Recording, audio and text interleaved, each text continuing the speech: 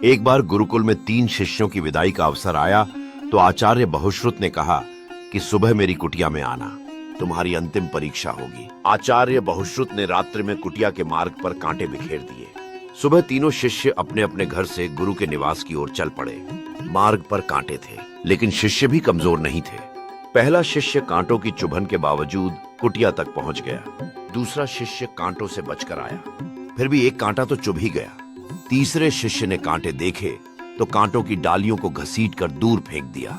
फिर हाथ मुंह धोकर कुटिया तक तीनों गए। आचार्य बहुश्रुत तीनों की गतिविधियां गौर से देख रहे थे। तीसरा शिष्य ज्यों ही आया त्यों ही उन्होंने कुटिया के द्वार खोल दिए और बोले, वत्स, तुम मेरी अंतिम परीक्षा में उत्तीर्ण हो गए हो।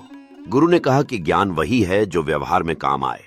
तुम्हारा ज्ञान व्यावहारिक हो गया है। तुम संसार में रहोगे तो तुम्हें कांटे नहीं चुभेंगे और तुम दूसरों को भी चुभने नहीं दोगे।